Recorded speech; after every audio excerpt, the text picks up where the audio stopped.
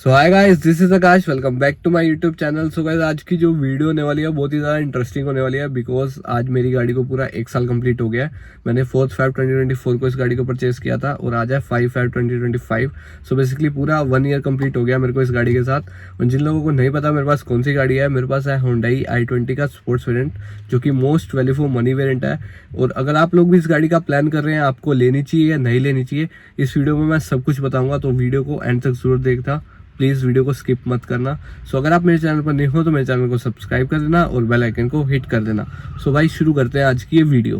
Guys, अगर आप भी Hyundai i20 गाड़ी को लेने का प्लान कर रहे हो, सो बेसिकली आपके माइंड में 3-4 क्वेश्चन अराइज होंगे कि भाई क्या इसका प्राइस है, क्या इसका कंफर्ट है, क्या इसकी सेफ्टी है और क्या इसके अंदर फीचर्स हैं। तो भाई फर्स्ट ऑफ ऑल मैं अगर आपको इस गाड़ी के बारे में बता दूं तो भाई मेन कंसर्न भाई गाड़ी माइलेज कितना देती है। और जैसे कि आप सब लोगों को पता है जो i20 है इसकी जो करेक्टर है बहुत ज़्यादा ख़राब है basically in terms of mileage.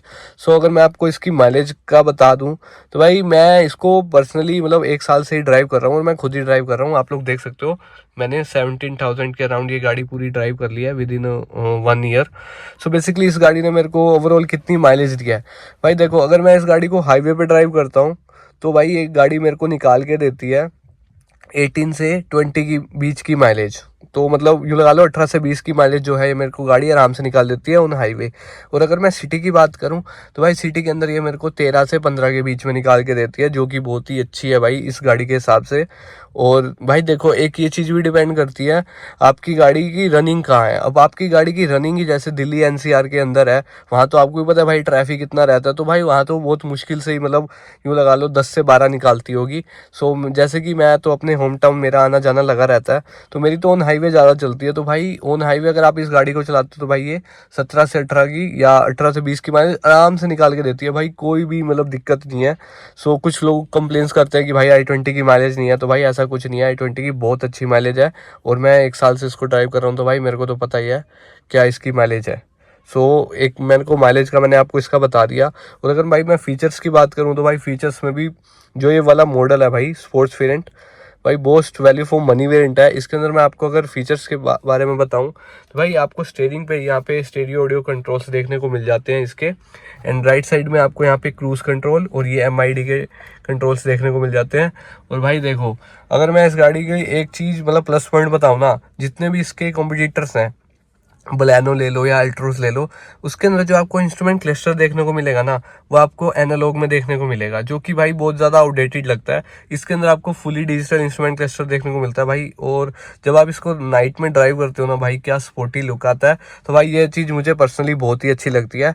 और एक चीज़ और भाई, जो इसका ये स्टीयरिंग है भाई पूरा डी कट में है। और इसको मतलब जब भी मैं मतलब गाड़ी चलाता हूँ और ग्रैब करता हूँ भाई बहुत ही ज़्यादा स्पोर्टी लुक, और ऐसा लगता है कि भाई मैं किसी लग्जरी गाड़ी में बैठा हूँ और मैं चला रहा हूँ। सो बेसिकली मुझे ये चीज़ पर्सनली बहुत अच्छी लगती है इस गाड़ी के बारे में। एंड अगर मैं इसके इंफोटेनमेंट सिस्टम की बात करूं तो भाई 8 इंचेस का इसमें आपको इंफोटेनमेंट सिस्टम देखने को मिलता है, जो कि Android auto, Apple CarPlay wirelessly connect कर लेता है।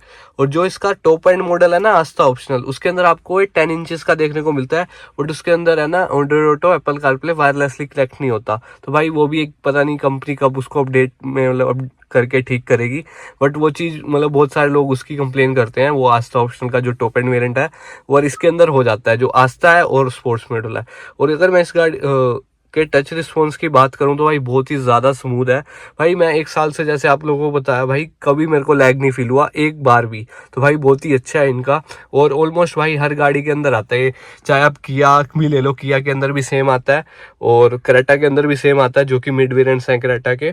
और वेन्यू देखो, वेन्यू के अंदर भी सेम ही आता है ऑलमोस्ट। तो भाई सारी गाड़ियों में यही आता है, चाहे आप किया के ले लो चाहे आप सोने ये ले लो Hyundai की कोई भी।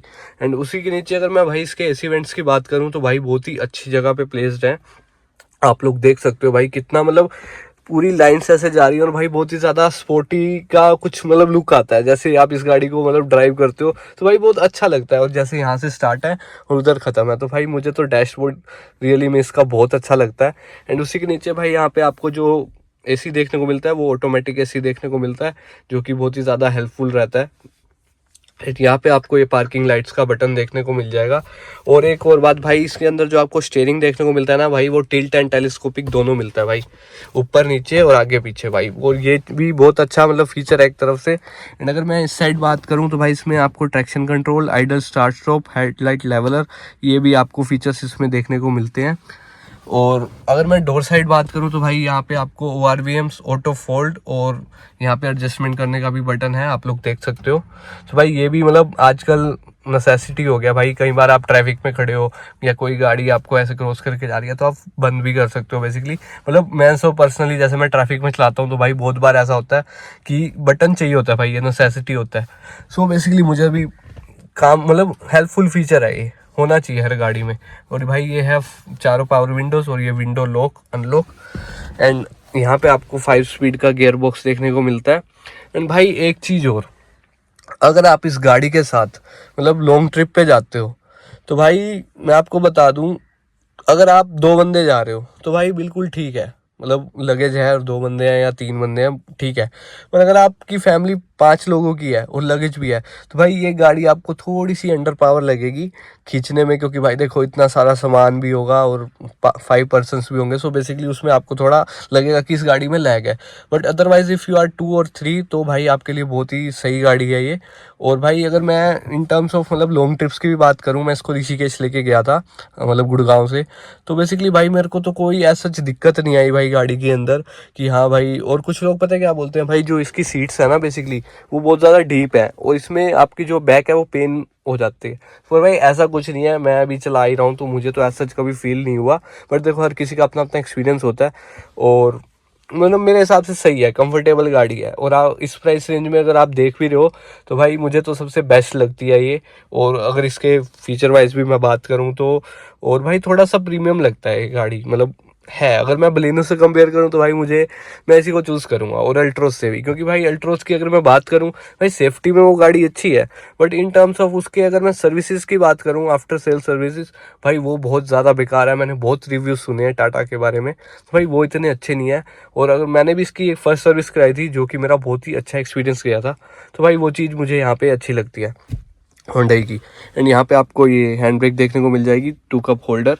यहाँ पे आपको C टाइप का चार्जिंग का पोर्ट भी देखने को मिल जाएगा, USB का पोर्ट, और ये 12 वोल्ट का सॉकेट भी आपको यहाँ देखने को मिल जाएगा। और यहाँ पे आपको कुछ स्पेस देखने को मिल जाएगा और इधर भी आपको कुछ स्पेस देखने को मिल जाएगा। और जो आस्था वेरिएंट है ना गाइस, उसके अंदर ये आपको स्लाइडिंग देखने को मिलता है।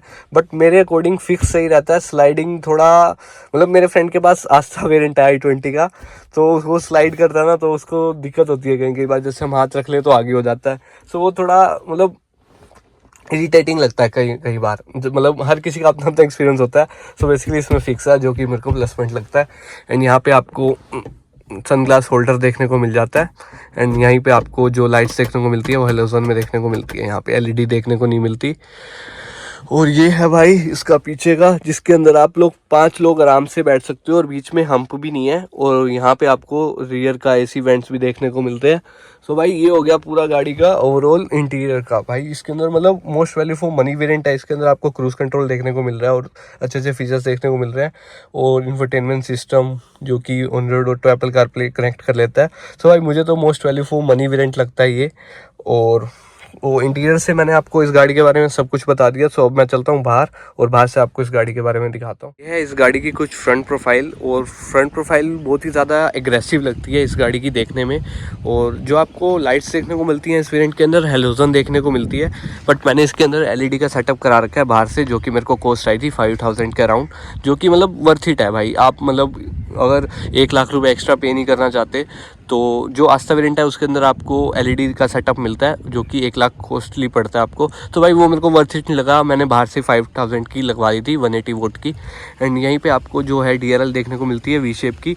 और जो भाई इसकी ग्रिल है ना भाई बहुत ही ज़्यादा स्पोर्टी लगती है मुझे तो पर्सनली। और ये इसकी जो नीचे स्किट लगी हुई है भाई बहुत ही ज़्यादा नेक्स्ट लेवल लगती है। और जो इसका लोगो आया है वो नया आ गया था सर्टेन फिनिश में, जो कि इस गाड़ी को बहुत ही ज़्यादा मतलब स्पोर्टी और अच्छा लुक बना देता है भाई। सो ये है इसका फ्रंट प्रोफाइल। अगर मैं साइड प्रोफाइल की बात करूं तो भाई इसके अंदर जो आपको टायर्स देखने को मिलते हैं वो आपको 16 इंचेस के टायर्स देखने को मिलते हैं। और ये भाई बहुत लोगों को लगता है अलॉय व्हील्स हैं, नहीं है अलॉय व्हील्स नहीं है, स्टील व्हील्स हैं। इसके अंदर ये व्हील कैप आई हुई है जो कि आपको लुक देते हैं कि ये अलॉय व्हील्स हैं। सो इसके अंदर जो आपको और वीएम्स मैंने आपको बता दिया, बॉडी कलर देखने को मिलते हैं। और भाई जो साइड में इसकी लाइन्स आ रही है ना भाई, ये देखो ये ट्रैक्टर लाइन्स भाई बहुत ही ज़्यादा स्पोर्टी बना देती हैं इस गाड़ी को। और एक चीज़ और, इसके अंदर जो आपको पेट्रोल वाला ये ओपन करने को देखने को मिलता है भाई। जैसे ही आपकी गाड़ी अनलॉक है, आप इसको ऐसे ही प्रेस करोगे तो ये यहीं से खुल जाएगा अगर आपकी गाड़ी अनलॉक है तो भाई ये भी अच्छा फीचर है। इसके अंदर आपको मतलब डिग्गी के नीचे ड्राइवर साइड के नीचे देखने को नहीं मिलता। और भाई ये है इसकी कुछ रियल प्रोफाइल। रियल में इसको आपको जो टेल लाइट देखने को मिलती है वो आपको एलईडी में देखने को मिलती है। और इस वेरिएंट में आपको डिफोगर भी देखने को मिलता है। और अगर मैं इस गाड़ी की बूट स्पेस का मतलब बात करूं तो भाई इसके अंदर आपको 311 लीटर का बूट स्पेस देखने को मिल जाता है, जो कि सफिशिएंट इनफ है भाई। अगर आपका लगेज ज़्यादा नहीं है तो भाई बहुत ही बेस्ट है। और भाई इसमें आपको यहीं पे बटन देखने को मिलता है, यहीं से आप जैसे बटन प्रेस करोगे तो ये ओपन हो जाएगा। और उसी के नीचे आपको यहाँ पे पार्किंग कैमरा देखने को मिलता है, 2 रिवर्स पार्किंग सेंसर्स देखने को मिलते हैं जो कि बहुत ही ज़्यादा अच्छा काम करते हैं। और यहाँ पे आपको स्पोर्ट्स की बैजिंग देखने को मिलती है राइट साइड में, और उधर लेफ्ट साइड में आपको i20 की बैजिंग देखने को मिलती है। एंड यही है भाई एक्सटीरियर से तो इसका लुक। एंड जो ये क्रोम हैंडल्स हैं भाई, ये इस वेरिएंट में नहीं आते, मैंने आफ्टर मार्केट लगवाए हैं। सो ऊपर आपको एंटीना देखने को मिलता है। ये था एक छोटा सा रिव्यू, वॉक अराउंड रिव्यू इस गाड़ी के बारे में। सो बेसिकली आप प्लान कर रहे हो ना इस गाड़ी को लेने का, तो भाई इतना मत सोचो। मतलब मैंने भी बहुत ज़्यादा रिसर्च करी थी जब मैं इस गाड़ी को लेने गया था, बिकॉज एज ए यूट्यूबर और मेरे को आप लोगों को भी बताना मतलब मेरा फ़र्ज़ है कि आपके मतलब आप कोई रॉन्ग डिसीज़न ना लो। बिकॉज भाई माइलेज मैंने आपको बता दी थी स्टार्टिंग में कि बेस्ट है इस गाड़ी की, इतना मत मतलब सोचो। कुछ लोगों को माइलेज का कंसर्न रहता है। और अगर मैं सेफ्टी की बात करूँ तो भाई इसके अंदर आपको 6 एयर बैग्स देखने को मिलते हैं और 3 स्टार रेटिंग के साथ ये गाड़ी आती है। तो भाई ओवरऑल गुड है, सब कुछ है इस गाड़ी के अंदर। जो आपकी बेसिक नीड वाले फीचर्स होते हैं ऑलमोस्ट सारे हैं। और अगर मैं अस्सा वेरिएंट की बात करूं भाई, वो थोड़ा 1 लाख कॉस्टली पड़ जाता है। So as a middle class हम लोग सोच रहे हैं कि भाई अपना पाई बचाएं। सो मेरे हिसाब से तो आपको ये variant most value for money variant है। सो अगर आप i20 गाड़ी का प्लान कर रहे हो तो भाई इस वेरिएंट के साथ ज़रूर जाना।